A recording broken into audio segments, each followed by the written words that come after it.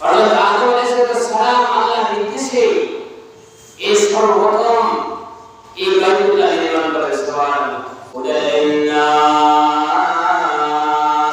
মানুষের জন্য হেদায়েত, পুরো জাহানের জন্য, পুরো পৃথিবীর জন্য, পুরো দুনিয়ার যত মানব দুনিয়ার মধ্যে বসবাস করে সকল মুসলিম উম্মত আল্লাহু আকবার মুসলমান নরনারী মহিলা পুরুষ যুবক বৃদ্ধ যত মানব দুনিয়ার মধ্যে আসবে, কিয়ামত পর্যন্ত যত মানব দুনিয়ার মধ্যে আগমন করবে, প্রত্যেকটি মানুষের জন্য আল্লাহ তাআলা এই ঘরকে হেদায়েতের উসিলা বানিয়ে দিয়েছেন। সুবহানাল্লাহ। উদাইনাস সমস্ত মানুষের জন্য হেদায়েত স্বরূপ আল্লাহ ঘরকে বানালেন। ইন্নাহু ওয়া বাইতুল লিন-নাস আল্লাযী বিবাক্কাতা মুবারাকান ওয়া হুদাল লিল আলামিন। আল্লাহ দুনিয়ার মধ্যে কোনো ঘর ছিল না, কোনো বাড়ি ছিল না, কোনো জায়গা ছিল না।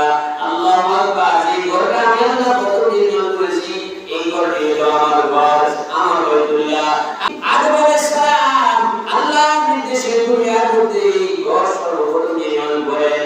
এই ঘরটা কেন নির্মাণ করলেন? একমাত্র মুসলমানদের জন্য হেদায়েত স্বরূপ বানিয়ে দিলেন। সুবহানাল্লাহ। এই বাইতুল্লাহ তিনটা বৈশিষ্ট্য আছে যে আল্লাহর নিদর্শন। এক নাম্বার বৈশিষ্ট্য কি? আল্লাহর নিদর্শন বাঁকা নয়। দুই নাম্বার, যে ব্যক্তি ঘরে প্রবেশ করবে তার জন্য এই জায়গাটা নিরাপদ। তিন নাম্বার, সারা বিশ্বের জন্য বাইতুল্লাহর মধ্যে এসে হজ করাটা প্রত্যেক মুসলমান উম্মতের জন্য, যাদের অর্থ রয়েছে, আসা যাওয়ার খরচ যারা বহন করতে পারবে তাদের জন্য এটা খরচ করা হয়েছে। সুবহানাল্লাহ। বাইতুল্লাহ আল্লাহর এই ঘর কয়েকবার সংস্কার করা হয়েছে। সর্বপ্রথম হযরত আদম আলাইহিস সালাম এই ঘর নির্মাণ করেন। সুবহানাল্লাহ। এরপরে নূহ আলাইহিস সালামকে দ্বিতীয় আদম বলা হয়। নূহ আলাইহিস সালামের ফলাফলের কারণে এই কাবা শরীফ ধ্বংস হয়ে যায়। এরপর আবার পুনরায় আব্রাহাম পুত্র তারা এরকম করে এই কাবা শরীফ নির্মাণ করেন। এরপরে হামার পুত্র এই কাবা শরীফ নির্মাণ করেন। এরপর আব্দুল্লাহ ইবনে জুবাইর রাদিয়াল্লাহু তাআলা আনহু বরাতি বলা হয়েছে, তিনি এই কাবা শরীফ নির্মাণ করেন। হাজ্জাজ ইবনে ইউসুফ এই কাবা শরীফ নির্মাণ করেন। এইভাবে হইতে হইতে এই কাবা শরীফকে কমপক্ষে 10 বার সংস্করণ করা হয়েছে। যখন আমি ইব্রাহিমকে আমার ঘরের সন্ধান দিলাম, আমার বাইতুল্লাহর সন্ধান দিলাম, তখন ইব্রাহিম সাহেবকে আমি বলেছি যে আল্লাহ তুশরিকি শাইআ, তুমি আমার সাথে কাউকে শরীক করিবে না। আল্লাহ তুশরিকি শাইআ ওয়া তাহির বাইতা লিত-তাইয়িবিনা ওয়াল-কারিমিনা ওয়া-রুকআইস সুজুদ। হে ইব্রাহিম, তুমি আমার ঘরকে পবিত্র করো, পবিত্র করো তাদের জন্য যারা আমার ঘরের মধ্যে দণ্ডায়মান করে দণ্ডায়মান হয়ে নামাজ পড়ে ইবাদত করবে, আল্লাহু আকবার করবে, সিজদা করবে, তাদের জন্য তুমি আমার এই ঘরটা পবিত্র রাখো। ওয়াতাহির বাইতা লিত-তাইয়িবিন। যে সমস্ত বান্দা-বান্দীগুলো দূর দূরান্ত থেকে, বিভিন্ন রাষ্ট্র থেকে, বিভিন্ন দেশ থেকে আসবে, আমাদের ঘরের মধ্যে দোয়া করবে, দাঁড়ায় দাঁড়ায় নামাজ পড়বে, রুকু করবে, সিজদা করবে, তাদের জন্য তুমি আমার এই বাইতুল্লাহকে পবিত্র রাখো। সুবহানাল্লাহ। এরপর আল্লাহ তাআলা ইব্রাহিম আলাইহিস সালামকে বলেন, ওয়াজিম বিন-নাসি বিল-হাজ্জি ইয়াতুকা রিজালান ওয়া আলা কুল্লি দামিরি ইয়াতিনা মিন কুল্লি ফাজ্জিন আমিক। হে ইব্রাহিম, তুমি সমস্ত জগৎবাসীকে লক্ষ্য করে ঘোষণা করো, হজের আরাম করো, হজের ঘোষণা দাও, বলে কোন সমস্ত লোক এখন পর্যন্ত হজ করার সমর্থ নয়, হজ করতে পারবে। বলে যারা ইব্রাহিমের ঘোষণার সাথে সাথে ইব্রাহিমের এলানের সাথে সাথে যারা মুহূর্তের মধ্যে থাকিয়া সেই অবস্থায় থাকিয়া লাব্বাইক বলে আল্লাহু আকবার লাব্বাইক বলতে পারছে, তারই ঘোষণার সাথে সাথে যারা লাব্বাইক বলে হাজিরা দিতে পারছে, বলে তারা কিয়ামতের আগে আল্লাহু আকবার বাইতুল্লাহ যাওয়ার সুযোগ হবে। ইব্রাহিম ঘোষণা করেছে ওয়াজিম বিন-নাস বিল-হাজ্জি ইয়াতুকা রিজালান, যে তুমি লোকদেরকে আলান করো, হজের ঘোষণা দাও, আল্লাহু আকবার সমস্ত লোকগুলো তোমার কাছে আসবে, রিজালান পায়ে হেঁটে আসবে এবং ওটার উপর সওয়ার হয়ে আসবে। বিভিন্ন রাষ্ট্র থেকে, বিভিন্ন দেশ থেকে, দূর দূরান্ত থেকে হজ করার জন্য আসবে। ইব্রাহিম আলাইহিস সালাম এই বাইতুল্লাহ নির্মাণ করার পরে তিনি ওইখানে দাঁড়িয়ে ঘোষণা দিলেন আর এলান করলেন। এই ঘোষণার আওয়াজ যার কানের মধ্যে আসছে, যে রূহ জগৎ থেকে লাব্বাইক বলতে পারছে, ইব্রাহিমের ডাকে সাড়া দিতে পারছে, ওই সমস্ত লোকগুলোই হজ করা তাদের জন্য তাদের কপালে নসিব হবে। সুবহানাল্লাহ। ইসলামের প্রতি হলো 5টা, তার মধ্যে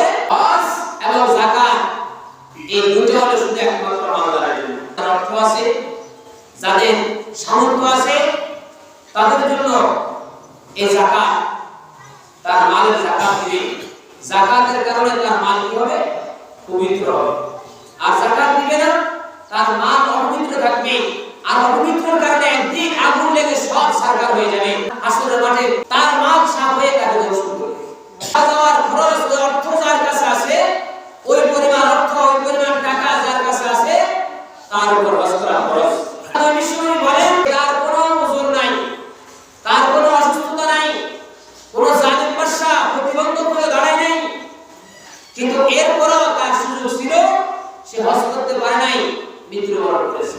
হজ না করে মৃত্যুবরণ করেছে। আল্লাহর নবী বলছেন ইনশাআল্লাহ ইয়াহুদিয়া ওয়া ইনশা নাসরানিয়া, যে হয়তো সে ইহুদি হয়ে মারা যাবে অথবা নাসারা হয়ে মারা যাবে। নাউজুবিল্লাহ। যার অর্থ আছে আল্লাহর ঘরে যাওয়া আসার খরচ বহন করতে পারবে, আল্লাহর ঘরে যায়, সে তওয়াফ করার মতো সেই যোগ্যতা তার কাছে আছে, সেই টাকা তার কাছে আছে, থাকার পরেও সে বাহানা তালাশ করছে, বাহানা তালাশ করার কারণে এক সময় তার মৃত্যু চলে আসছে, হজ করতে পারে নাই।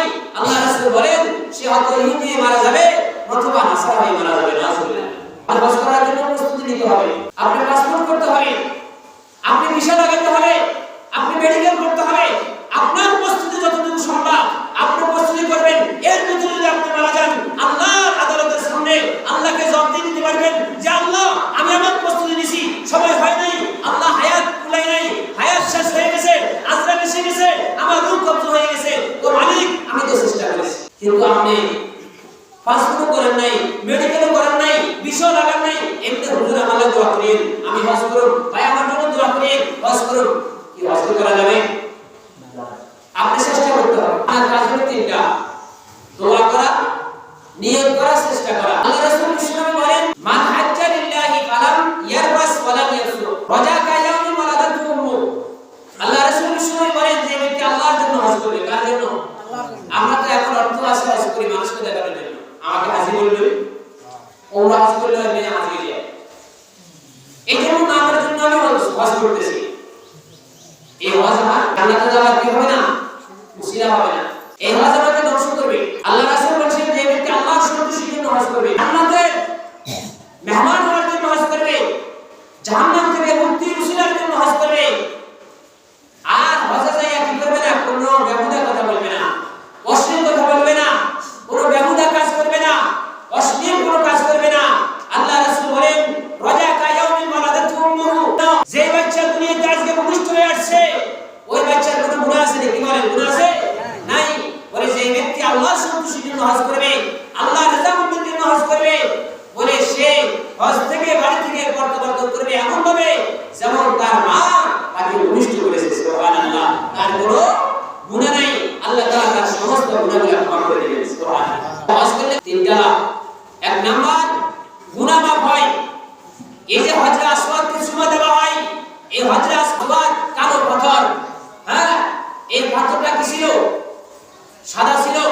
এটাকে গুনাহগার বান্দাগুলা চুমা দেওয়ার কারণে আস্তে আস্তে এই পাথরটা কালো হয়ে গেছে। কি বলেন কথা ঠিক কিনা? এইজন্য এটা নাম আসওয়াদ, মানে কালো। আসওয়াদ মানে কি? কালো। হ্যাঁ, এক নাম্বার আপনার গুনাহ মাফ হয়। দুই নাম্বার আল্লাহু আকবার, আপনার রিজিকের মধ্যে আল্লাহ তাআলা বরকত দেন, হ্যাঁ, আপনার সম্পদের মধ্যে বরকত দেন। তিন নাম্বার আল্লাহ তাআলা আপনার অবমাননা দূর করে দিবেন। সুবহানাল্লাহ।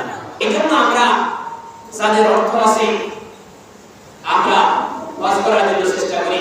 আমি এই বছর পাই নাই, এই বছর ভিসার ব্যবস্থা করি, পাসপোর্টের ব্যবস্থা করি, আস্তে আস্তে আগাই, আস্তে আস্তে আগাই। আল্লাহু আকবার। আপনার অর্থ আছে, আপনি চেষ্টা করেন। আমরা অনেকে অজুহাত তালাশ করি, আরে আমার মেয়েটা বিবাহ দিতে পারে, এই ছেলেটা বিবাহ করাতে পারে না, আজকে আগামী বছর যাবো, এভাবে কি করি? বাহানা তালাশ করি না। আপনি যে আগামী বছর বেঁচে থাকবেন এটার কোনো গ্যারান্টি নেই। এই জন্য আপনাকে 24টি ঘন্টায় বিভিন্ন স্মরণ করতে হবে, কখন যেন আজকে চলে আসে। হজ করার জন্য উত্তম কাজ হলো শক্তি থাকা অবস্থায় হজ করা, কখন তারা হজ করা। কারণ হজের যে হুকুম আহকামগুলো রয়েছে, যখন আপনার শক্তি থাকবে তখন আপনি হজের হুকুম আহকামগুলো ঠিকমতো পালন করতে পারবেন। এই যে সাফা মারওয়ার মধ্যে সাই আছে, ইন্নাস সাফা ওয়াল মারওয়াতা মিন শাআইরিল্লাহ, যে আল্লাহর নিদর্শনের মধ্যে থেকে সাফা এবং মারওয়া এই দুটো পাহাড় আল্লাহ একটা সুবহানাল্লাহ।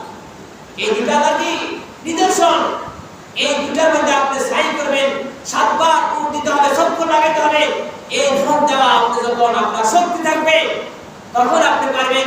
যখন আপনি বৃদ্ধ হয়ে যাবেন, অসুস্থ হয়ে যাবেন, তখন তো এই হজের হুকুম আহকামগুলো আপনার পালন করা সম্ভব হবে না। এজন্য উত্তর হলো শক্তি থাকা অবস্থায় হজ করা, যৌবনকালে হজ করা। বৃদ্ধ অবস্থায় তো আপনি ওযু ঠিক করে রাখেন না। মালদারের উপর আল্লাহ হজ ফরজ করেছেন, গরিবের উপর না। যারা মালদার সম্পদশালী তাদের উপর। কিন্তু এখানে একটা কথা আছে, আমার মালগুলা সুদমুক্ত হতে হবে, আমার মালগুলা ঘুষমুক্ত হতে হবে, আমার মালগুলা জুলুম মুক্ত হতে হবে। আমি একজনের উপর জুলুম করে সম্পদের অধিকারী হলাম, আমি সুদের উপর টাকা লাগায় সম্পদের অধিকারী হলাম, আমি ঘুষ খাইয়া সম্পদের অধিকারী হলাম, এই হজের কোনো প্রয়োজন নাই। আল্লাহ তাআলা বলেন যারা হজ করবে অর্থ দিয়ে, আর যারা করবে না ইন্নাল্লাহ গনিয়ুন, যে আল্লাহ এর থেকে গনিয়া। হজ আল্লাহর প্রয়োজন নাই। আপনি হজ করলে আপনার জান্নাতে যাওয়ার কারণ হবে, আপনি হজ করলে আপনি জাহান্নাম থেকে মুক্তি পাওয়ার কারণ হবে। এটা দ্বারা আল্লাহর কোনো লাভ নাই, লস নাই, আপনার লাভ লস। এজন্য আপনার অর্থ হালাল হতে হবে, আপনার টাকা হালাল হতে হবে। আপনার টাকা যদি হালাল হয় আর এই হালাল টাকা দিয়ে যদি আপনি হজ করেন, তাহলে আপনার এই হজ জান্নাতে যাওয়ার কারণ, আপনার হজ গুনাহ মাফের কারণ হবে। আপনার হজের কারণে আপনার অর্থের মধ্যে বরকত আসবে, হায়াতের মধ্যে বরকত আসবে, আপনার অভাব-অনটন দূর হয়ে যাবে। আর যদি আপনি জুলুম করে টাকা ইনকাম করে ওই টাকা দিয়ে হজ করেন, এই হজ আপনার জাহান্নামে যাওয়ার কারণ। আপনার টাকাটা তো হালাল না, হারাম।